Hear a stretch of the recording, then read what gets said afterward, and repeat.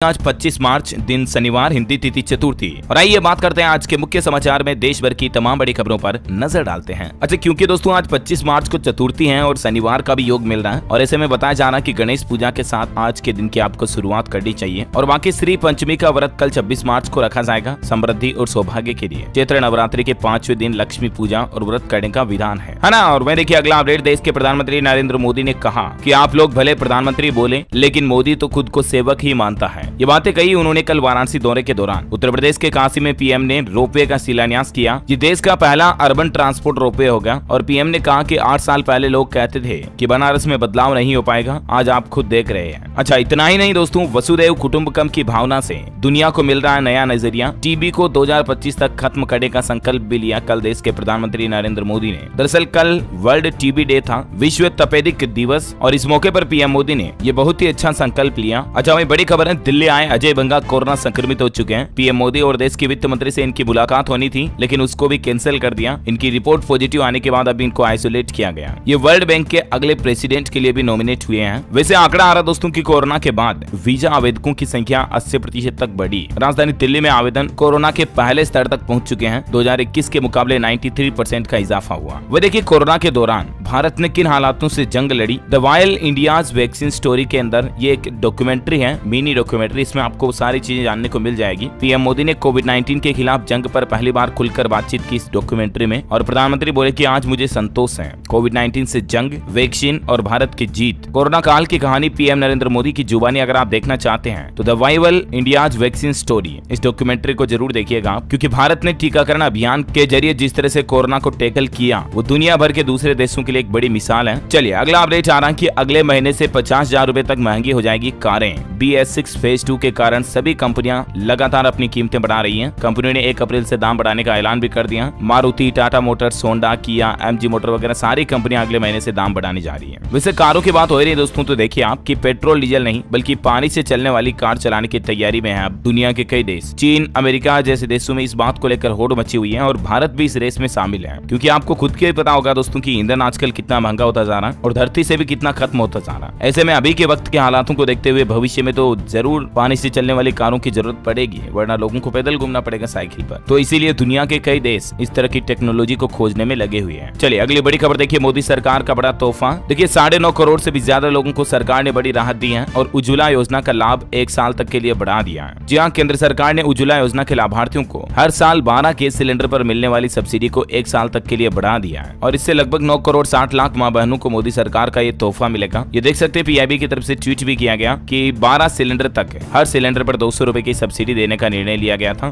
तो इस योजना को अगले 1 साल तक के लिए बढ़ाने का फैसला किया है भारत सरकार ने। हालांकि दूसरे आम लोगों को तो अभी LPG सिलेंडर पर सब्सिडी मिलना ही बंद हो गई है, स्पेशली लॉकडाउन वगैरह के बाद, आपको पता होगा। लेकिन जो उज्ज्वला योजना के लाभार्थी है ना, तो उनको साल में 12 सिलेंडर पर 200 रुपए तक की सब्सिडी का ऐलान किया गया और उसका फायदा मिलेगा अगले 1 साल तक और, है ना। अच्छा, वही देखिए दोस्तों, कल ही केंद्रीय कैबिनेट की बैठक हुई और उसमें कर्मचारियों के लिए भी बड़ा फैसला लिया गया। उनके DA को 4% बढ़ा दिया। DA हाई को कैबिनेट की मंजूरी मिली। केंद्रीय कर्मचारियों का 4% महंगाई भत्ता बढ़ाया गया। पहले 38% मिलता था, अब 4% बढ़ा तो 42% मिलेगा डेयरनेस अलाउंस। और ये महंगाई भत्ता बढ़ा हुआ जनवरी 2023 से ही लागू माना जाएगा। कर्मचारियों और पेंशनधारियों को एरियर मिलेगा। इससे सरकार पर हर साल 12,815 करोड़ रुपए का अतिरिक्त वित्तीय भार भी पड़ेगा। दरअसल कल ही cabinet committee of economic affairs की बैठक हुई CCEA की और उसमें कुछ ये महंगाई भत्ते वगैरह को बढ़ाने के निर्णय लिए गए। तो ये केंद्रीय कर्मचारियों की तो बल्ले बल्ले हो गई, DA में बढ़ोतरी हो गई। और इसी बीच देखिए आप, संसद में भारी हंगामे के बीच लोकसभा में पास हुआ वित्त विधेयक। पेंशन मुद्दे के लिए बनेगा एक अलग पैनल। दरअसल फाइनेंस बिल 2023 पारित हो चुका है और इसमें एक तो देश की वित्त मंत्री निर्मला सीतारमण ने बड़ी घोषणा की है, जो कि सरकारी कर्मचारियों के लिए भी ये अच्छी गुड न्यूज है, खुशखबरी है। मतलब कि अभी जो सरकार ने नई पेंशन स्कीम चला रखी है ना, इसका एक बार फिर से रिव्यू करेगी सरकार और इसके लिए एक कमेटी भी बनाई जाएगी और रिव्यू करके ये पता लगाया जाएगा कि मतलब ये न्यू पेंशन स्कीम में कहीं कोई दिक्कत तो नहीं है, कोई कर्मचारियों को किस तरह से इससे नुकसान है या वगैरह वगैरह, मतलब ओल्ड पेंशन स्कीम से कितनी अलग है, क्या बेनिफिट कम ज्यादा है, इस बात को लेकर एक बार फिर से रिव्यू किया जाएगा ना। अच्छा, वैसे एक खुशखबरी है, सरकार ने टैक्स पेयर्स को भी एक बड़ी राहत दी है। अब 7 लाख रुपए से ज्यादा के इनकम पर भी टैक्स नहीं देना पड़ेगा। दरअसल जो लोकसभा में मैंने आपको बताया ना, फाइनेंस बिल 2023 को मंजूरी दी गई है, तो इस संशोधन के बाद नए टैक्स रिजीम के तहत टैक्स पेयर्स को थोड़ी राहत मिली है और यह नया नियम भी 1 अप्रैल 2023 से लागू हो जाएगा। वित्त मंत्री निर्मला सीतारमण ने इसके बारे में विस्तार से भी बताया है। जनरली आपको पता होगा बजट में घोषणा की थी, पहले जो 5 लाख रुपए आए थे उसको 7 लाख रुपए तक बढ़ा दिया, तब तक आपको टैक्स नहीं देना पड़ेगा, राइट। लेकिन 7 लाख से जैसे ऊपर निकलोगे आपको टैक्स ज्यादा ज्यादा देना पड़ता है। अब यहाँ पर नए फाइनेंस बिल में एक राहत ये दी गई है कि 7,000 से आपकी इनकम थोड़ी ज्यादा, मान लीजिए 7,100 रुपए है, तो उसकी जगह आपको टैक्स कैलकुलेशन में 25,010 रुपए ही देने पड़ेंगे। 100 रुपए बढ़ जाने पर टैक्स पेयर्स को 25,100 रुपए का टैक्स देना पड़ता है पहले, लेकिन अभी 25,010 ही देने पड़ेंगे। इतना मामूली वेरिएशन रहेगा ना। अच्छा, किसानों के लिए अब देखिए केंद्र सरकार ने बड़ा फैसला लिया है। 40 लाख किसानों को बड़ा तोहफा, सरकार ने जूट के दाम बढ़ा दिए। एमएसपी में 300 रुपए का इजाफा किया गया। केंद्रीय कैबिनेट ने जूट की एमएसपी यानी मिनिमम सपोर्ट प्राइस में 300 रुपए प्रति क्विंटल की बढ़ोतरी करने का फैसला किया गया और इस फैसले के बाद साल 2023-24 सीजन के लिए जूट का एमएसपी 5,050 रुपए प्रति क्विंटल हो गया, जिससे भारत के 40 लाख से भी ज्यादा किसानों को फायदा होगा। वैसे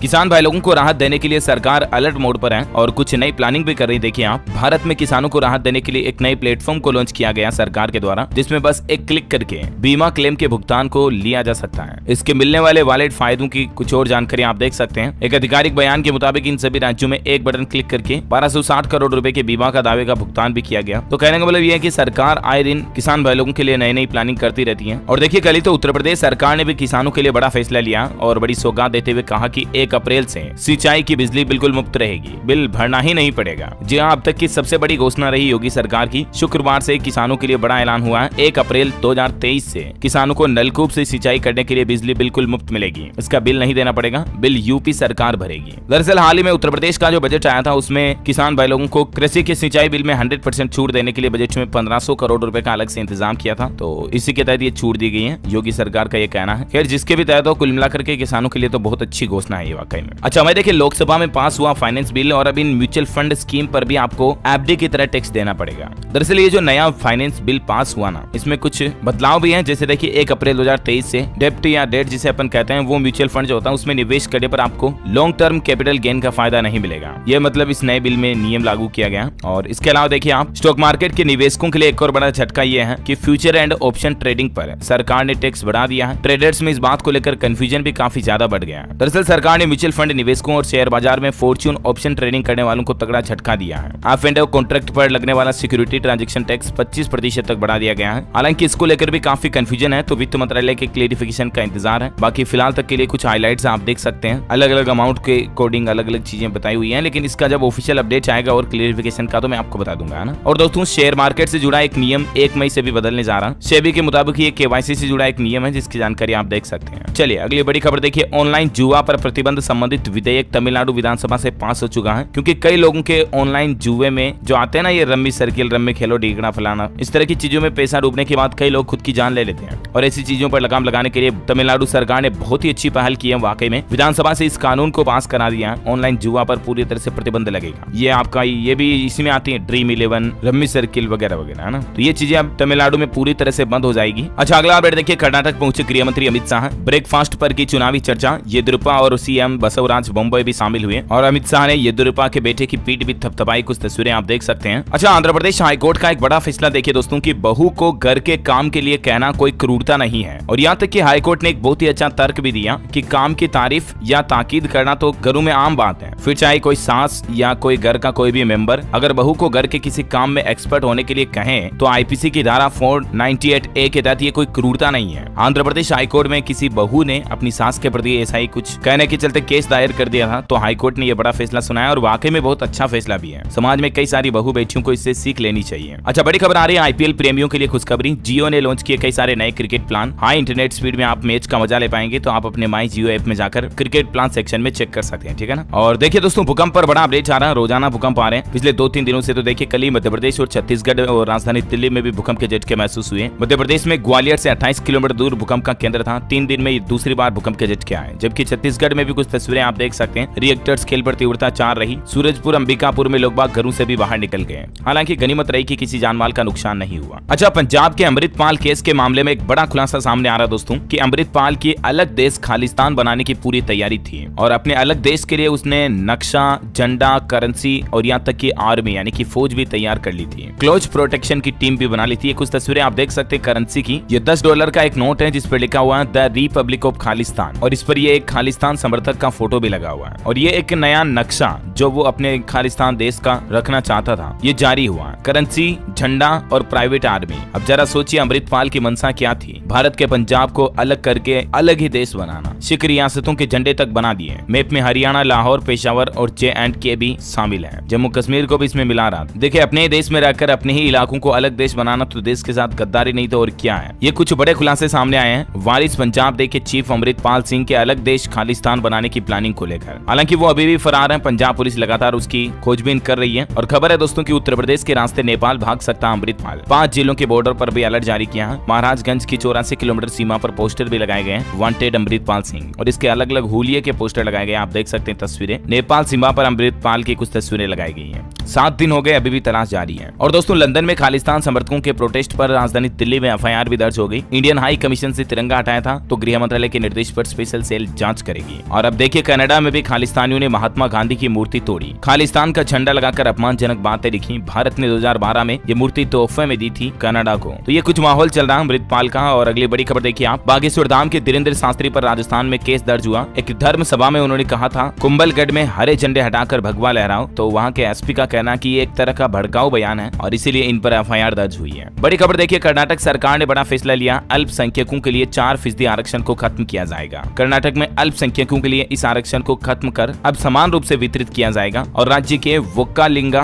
और लिंगायत समुदाय के मौजूदा आरक्षण में जोड़ दिया जाएगा। ये फैसला कर्नाटक सरकार की तरफ से शुक्रवार को लिया गया। अच्छा, बड़ी खबर देखिए, जाकिर नाइक ओमान पहुंचा। भारतीय विदेश मंत्रालय ने कहा कि उसे भारत लाने की कोशिश जारी है। 7 साल से मलेशिया में है जाकिर। 2016 में ये भारत से भाग गया था। अच्छा, बड़ी खबर आ रही, केंद्र सरकार के सरकारी कर्मचारियों को विरोध प्रदर्शन से रोकने वाले निर्देश की आलोचना में ट्रेड यूनियन ने हड़ताल की भी चेतावनी जारी की है। ज्यादा जानकारी आप देख सकते हैं इसके बारे में। अच्छा, बड़ी खबर देखिए, मध्य प्रदेश हाईकोर्ट ने स्वतः संज्ञान लेकर वकीलों की हड़ताल को अवैधानिक करार कर दिया है और अब मध्य प्रदेश में वकीलों की हड़ताल खत्म होने जा रही है। अच्छा, राहुल गांधी की लोकसभा सदस्यता को रद्द कर दिया। कल ही आपको पता होगा, क्योंकि उन पर एक मानहानि मामले में सूरत कोर्ट ने उनको 2 साल की जेल की सजा सुनाई थी उससे एक दिन पहले। तो इसी वजह से सुप्रीम कोर्ट के नियम के मुताबिक अगर किसी सांसद को जेल की या ऐसी कोई सजा होती है तो उसकी संसद सदस्यता निरस्त हो जाती है। इसी आधार पर उनकी संसद की लोकसभा सदस्यता को निरस्त किया गया। हालांकि इस पर राहुल गांधी बोले कि भारत की आवाज के लिए लड़ रहा हूं, हर कीमत चुकाने के लिए तैयार हूं। राहुल गांधी की सदस्यता खत्म होने के फैसले के 3 घंटे बाद राहुल ने भारत के लिए ये आवाज कही। और वैसे एक दुख की बात यह दोस्तों की पहले राहुल गांधी की सदस्यता गई, अब उनके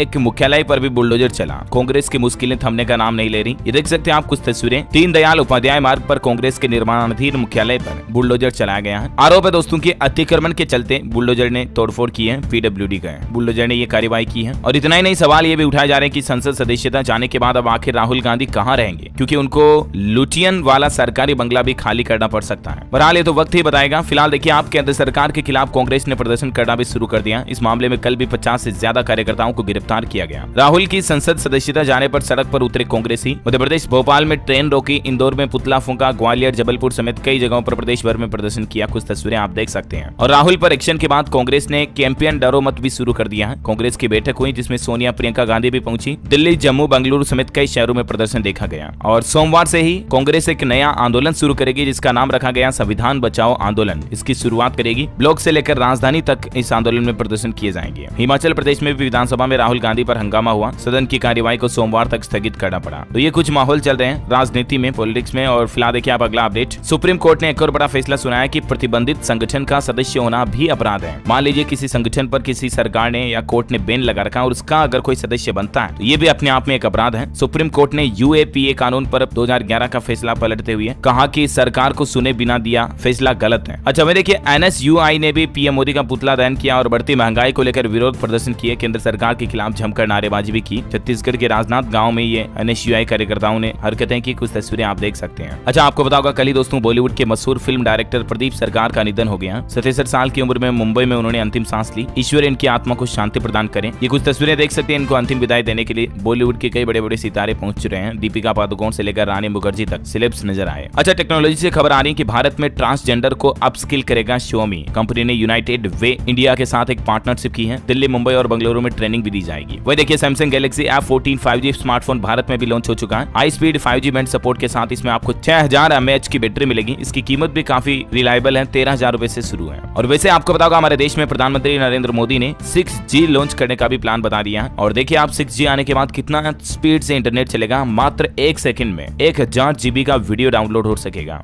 गजब की स्पीड होगी वाकई में। अच्छा, बड़ी खबर देखिए, राजस्थान में ग्रेड 3 टीचर के अब ट्रांसफर शुरू होंगे। पॉलिसी तैयार हो चुकी है, मुख्यमंत्री इसका डिसीजन लेंगे। 12 साल में केवल 2 बार तबादले और शिक्षकों में इसके चलते नाराजगी दिखी। ट्रांसफर के पक्ष में विधायक नजर आए और आखिरकार राजस्थान सरकार को ग्रेड 3 टीचर्स के लिए ट्रांसफर पॉलिसी में ये फायदे मिलने जा रहे हैं। अच्छा, बड़ी खबर है, भारत का पहला double decker elevated corridor Jharkhand में शुरू हो चुका है। 3800 करोड़ रुपए की परियोजनाओं से बदलेगी राज्य की किस्मत। वह देखिए, हरिद्वार के हर की पौड़ी से भी खूबसूरत बनेगा बिहार का सिमरिया घाट। बिहार के नीतीश सरकार की तरफ से भी डेवलपमेंट को लेकर ये प्लानिंग चल रही है। बड़ी खबर है, नागपुर को मुंबई से जोड़ेगा समृद्धि एक्सप्रेसवे। महाराष्ट्र के 10 जिलों से होकर ये गुजरेगा। अच्छा, मैं देखिए, योगी सरकार 7 दिन में 75,000 पिंक शौचालयों का डेवलपमेंट करेगी, कायाकल्प करेगी, रीडेवलप करेगी। कहने का मतलब यूपी को स्वच्छ प्रदेश बनाने के लिए योगी सरकार की एक और नई पहल है। वैसे महाराष्ट्र राज्य में देखिए, स्कूल बसों का किराया 15 से 20% तक बढ़ चुका है। बस ओनर्स एसोसिएशन की तरफ से यह फैसला लिया गया है। अभिभावकों पर अब जेब का बोझ बढ़ेगा। 1 अप्रैल से ही 15 से 20% तक भाड़ा बढ़ाने का फैसला किया गया स्कूल बस ओनर्स एसोसिएशन की ओर से। महाराष्ट्र में है ना। अच्छा, बड़ी खबर देखिए, यमुना के पानी में अमोनिया को ट्रीट करेगी केजरीवाल सरकार। इसके लिए रिमूवल प्लांट भी लगाएगी। दिल्ली के मुख्यमंत्री अरविंद केजरीवाल ने इस संबंध में दिल्ली जल बोर्ड और अन्य अधिकारियों के साथ बैठक भी की। अच्छा, वहीं दोस्तों, क्रेडिट कार्ड से अब आपको विदेश घूमना महंगा पड़ेगा। TCS के दायरे में आएंगे खर्चे भी। इसको लेकर भी कुछ नए नियम लागू होने जा रहे हैं। न्यू फाइनेंस बिल 2023 में इस तरह के कुछ प्रावधान रखे गए हैं। हालांकि मेडिकल और एजुकेशन पर TCS नहीं लगेगा, बाकी घूमने फिरने वगैरह पर TCS लगेगा। ज्यादा जानकारी देख सकते हैं आप। और चलिए दोस्तों, आज के मौसम समाचार पर नजर डाल लेते हैं। देखिए, पंजाब हरियाणा सहित कई राज्यों में आज भी बेमौसम बारिश का खतरा है। आंधी के साथ ओले गिरेंगे। अगले 4 दिन ओले, तेज आंधी बारिश का अलर्ट। मध्य प्रदेश में नया सिस्टम एक्टिव हुआ। भोपाल इंदौर में बादल छाए रहेंगे। राजस्थान के 8 जिलों में आज बारिश ओले गिरने की संभावना। अलवर में 40 मिनट तक ओले गिरे। भरतपुर में बिजली गिरने से एक किसान की जान चली गई। हरियाणा में देखिए, महेंद्रगढ़ व रेवाड़ी जिलों में भारी ओलावृष्टि देखी गई। 25 गाँव में धरती पूरी सफेद हो गई। आधे हरियाणा में 3 घंटे हल्की और तेज बारिश हुई। वहीं पंजाब में आए कल तूफान ने तबाही मचा दी। कई लोग मलबे के नीचे दब गए। कुछ तस्वीरें आप देख सकते हैं। और हिमाचल प्रदेश में भी भारी बारिश और ओलावृष्टि का ऑरेंज अलर्ट जारी किया हुआ। निचले और मैदानी इलाकों में ओलावृष्टि की भी चेतावनी। अगले 4 दिन काफी खराब रहेगा मौसम। स्काईमेट वेदर की रिपोर्ट की माने तो संपूर्ण भारत का अगले 24 घंटों के दौरान पंजाब, उप हिमालय, पश्चिम बंगाल, असम, अरुणाचल प्रदेश, जम्मू कश्मीर, हिमाचल प्रदेश, उत्तराखंड, आंतरिक तमिलनाडु, दक्षिण केरल में हल्की मध्यम बारिश हो सकती है। बाकी गिलगित बाल्टिस्तान, मुजफ्फराबाद, जम्मू कश्मीर, हिमाचल प्रदेश, सिक्किम, अरुणाचल प्रदेश में बारिश की चेतावनी है। कुछ और स्टेट की डिटेल आप देख सकते हैं। अच्छा, सराफा बाजार पर नजर डाली तो देखिए, सोना महंगा हुआ और चांदी के भी दाम बढ़े हैं। सोने में 70 रुपए की बढ़ोतरी हुई मामूली से, और अभी सोने का रेट 59,450 रुपए प्रति 10 ग्राम चल रहा है। जबकि चांदी की कीमत में 520 रुपए की तेजी के साथ अभी चांदी का रेट 70,500 रुपए प्रति किलोग्राम चल रहा है ना। और चलिए, कोरोना बुलेटिन की बात करें दोस्तों, तो भारत में पिछले 24 घंटों के दौरान 1200 से ज्यादा नए मामले सामने आए। कर्नाटक और गुजरात में एक मरीज की जान भी चली गई। कोरोना केस में फिर से अचानक से उछाल देखा जा रहा है। गुजरात, महाराष्ट्र समेत 4 राज्यों में सबसे ज्यादा चिंता की बात है। और देखिए, सक्रिय मामलों की संख्या भी 8,000 के पास पहुंच चुकी है। 7,927 अभी कोरोना के एक्टिव केस चल रहे हैं भारत में। राजधानी दिल्ली में भी कोरोना के मामले बढ़ने लगे। 24 घंटों में 150 से ज्यादा नए केस आए। उत्तर प्रदेश में भी देखिए 134 अभी एक्टिव मरीज चल रहे हैं। गौतम बुद्ध नगर में सबसे ज्यादा 30 केस आए। दिल्ली में कोरोना और H3N2 इन्फ्लुएंजा की दोहरी मार देखी जा रही। अस्पतालों को तैयार रहने का आदेश दिया है दिल्ली सरकार ने। मध्य प्रदेश में कोरोना के 47 नए मामले आए। सबसे ज्यादा 27 एक्टिव केस के साथ इंदौर हॉटस्पॉट बन गया। हरियाणा में फिर कोरोना के दस्तक। 24 घंटे में मिले 25 नए केस। एक्टिव केस बढ़कर हुए 103। हरियाणा के गुरुग्राम में हाल काफी खराब है। और यूपी में देखिए, कोरोना 8 दिन में 200% से भी ज्यादा बढ़ा। 24 घंटों में 44 नए मामले आए। एक्टिव केस की संख्या 170 तक पहुंच चुकी है। NCR भी फिर बना एपी सेंटर। गोरखपुर में कोरोना से निपटने की तैयारियां पूरी। 57 अस्पतालों में 2900 बेड तैयार करा दिए गए। ICU के 1063 और बच्चों के लिए अलग से उतने ही बेड रिजर्व किए गए हैं। हिमाचल प्रदेश में भी कोरोना को लेकर हाई अलर्ट। मेडिकल कॉलेजों को H3N2 टेस्टिंग किट अरेंज करने के निर्देश दिए। 24 घंटे में 73 नए संक्रमित मिले हिमाचल में। और महाराष्ट्र में भी देखिए, कोरोना से आज 3 लोगों की जान चली गई। 343 नए मामले आए। और H3N2 का बढ़ना भी एक बड़ा थ्रेट है। तो दोस्तों, ये कुछ देश के अधिकतर राज्यों में कोरोना का माहौल चल रहा है और H3N2 का अपडेट है, मैंने आपको एक साथ बता दिया। और चलिए कुछ एजुकेशनल खबरें देख लेते हैं। देखिए, सरकारी नौकरी पर अच्छी खबर आ रही है। झारखंड कर्मचारी चयन बोर्ड में टीचर्स के 3120 पदों पर भर्ती निकल चुकी है। 5 अप्रैल से इसके फॉर्म भरना शुरू हो जाएंगे। 4 मई इसकी लास्ट डेट है। तब तक आप झारखंड कर्मचारी चयन बोर्ड के ऑफिशियल पोर्टल पर जाकर jssc.nic.in पर जाकर ऑनलाइन अप्लाई कर सकते हैं, ठीक है ना। इसके अलावा UPSC CDS एग्जाम के लिए एडमिशन कार्ड जारी हो चुके हैं। 16 अप्रैल को ये एग्जाम होगा। और साथ ही HSSC TGT पदों पर भर्ती परीक्षा की तारीख भी जारी हो चुकी है। 22 अप्रैल से 7 मई तक एग्जाम होगा। इसके अलावा हरियाणा में HSC का प्री एग्जाम 21 मई को होगा। HPSC ने ये भी ऐलान कर दिया, सुबह शाम 2 शिफ्ट में पेपर होगा। और उत्तर प्रदेश बोर्ड की 10वीं 12वीं कॉपियों की जांचने का काम 1 अप्रैल तक खत्म हो जाएगा। रिजल्ट की बात करें दोस्तों, तो अप्रैल लास्ट वीक तक रिजल्ट आने की संभावना है। अच्छा, चलिए एजुकेशन के बाद देश से जुड़ी कुछ और खबरें देख लेते हैं। देखिए, खेल समाचार पर अच्छी खबर है। ISSF वर्ल्ड कप के तीसरे दिन रुद्राक्ष ने भारत को दिलाया ब्रॉन्ज मेडल। भारत के कुल 5 मेडल हो चुके हैं इंटरनेशनल शूटिंग स्पोर्ट्स फेडरेशन में। बड़ी खबर है, महिला क्रिकेट का क्रेज भी अब हमारे देश में बढ़ रहा है। WPL यानी वुमेन्स प्रीमियर लीग में पहले सप्ताह में 5 करोड़ लोगों ने क्रिकेट देखा और फाइनल मुकाबले में सारी टिकटें बिक चुकी है। WPL फाइनल में मुंबई पहुंच चुकी है। 26 को दिल्ली से मुकाबला होगा। इजाबेल वोंग ने ली टूर्नामेंट की पहली हैट्रिक। नेटली सीवर का भी दोहरा प्रदर्शन देखने मिला। अच्छा, आपकी हेल्थ को लेकर एक खबर आ रही दोस्तों की किडनी स्टोन हो या पीलिया हो, इन चीजों में हल्दी काफी नुकसानदायक होती है। प्रेगनेंसी में भी हल्दी के कारण गर्भपात हो सकता है और इसलिए गर्मियों में हल्दी का इस्तेमाल करने से थोड़ा बचें। सर्दियों में अक्सर आप दूध वगैरह में हल्दी डाल के पीते हो तो बहुत बेनिफिशियल होता है। अभी भी पी सकते हो, लेकिन इन चीजों के कंडीशन के दौरान थोड़ा ध्यान रखें, है ना। अच्छा, बड़ी खबर है, राजस्थान में नेशनल हाईवे पर बढ़ेगा टोल टैक्स। जयपुर से सीकर और टोंक जाना अब महंगा हो जाएगा। 31 मार्च की रात यानी 1 अप्रैल से ही ये टोल टैक्स की बढ़ी हुई रेटें लागू हो जाएगी। और बेसिकली अब नई दरें क्या होगी, जिसकी जानकारी भी आप थोड़ा सा स्क्रीन पर वीडियो को पॉज करके देख सकते हैं। वैसे राजस्थान में हाईवे जाम कर रखा, कई लोग सड़कों पर उतरे हुए हैं। सुजानगढ़ को भी जिला बनाने की मांग की जा रही है 19 जिलों की घोषणा के बाद। अच्छा, मैं देखिए, हरियाणा के मुख्यमंत्री ने अधिकारियों के लगाई ड्यूटी। अब हर रोज पब्लिक को देना होगा 2 घंटे का टाइम। सरकार भी नहीं करेगी डिस्टर्ब। अब सभी हरियाणा के जो अधिकारी हैं उनको रोज 2 घंटे सुबह 11 बजे से 1 बजे तक पब्लिक के साथ बातचीत करनी होगी, उनकी समस्याएं सुननी होगी। ये मतलब हरियाणा सरकार की तरफ से फैसला लिया गया है ना।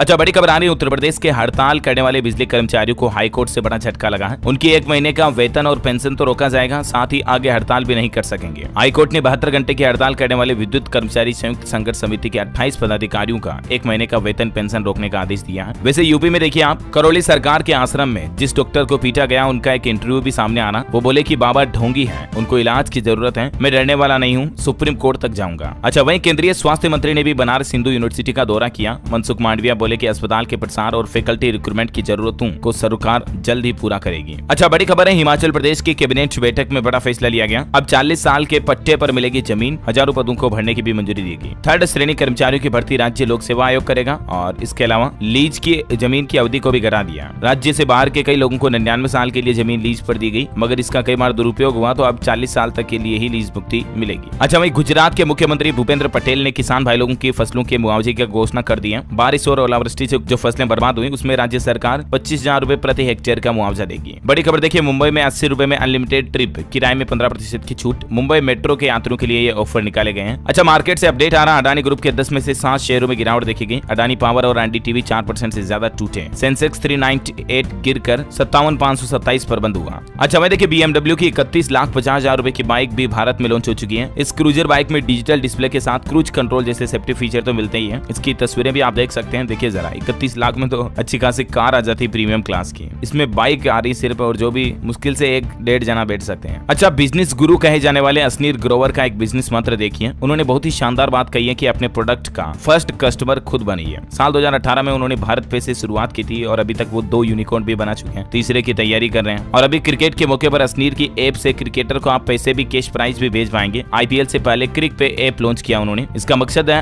MPL और ड्रीम 11 का दबदबा खत्म करना। अच्छा, यूपी में सारस बना सियासत का पक्षी। अखिलेश यादव बोले, मैं मिला था इसलिए वन विभाग आरिफ से सारस को छीन कर ले गया। वो जो आरिफ और सारस वाला मामला आपको पता ना, उस पर ही अपडेट आ रहा। आरिफ के सारस को छीनकर पहले तो पक्षी विहार ले गए थे, यहाँ से भी सारस उड़ गया था, 12 किलोमीटर दूर मिला। ये कुछ तस्वीरें देख सकते हैं आप आरिफ और सारस की। और अंतिम अपडेट है, मनीष सिसोदिया को आज भी नहीं मिली जमानत। कोर्ट 31 मार्च को सुनाई गया फैसला। ओके दोस्तों, तो इसी कड़ी में आज दिन भर की तमाम बड़ी खबरें, मुख्य समाचार का वीडियो यहीं समाप्त होता है और आप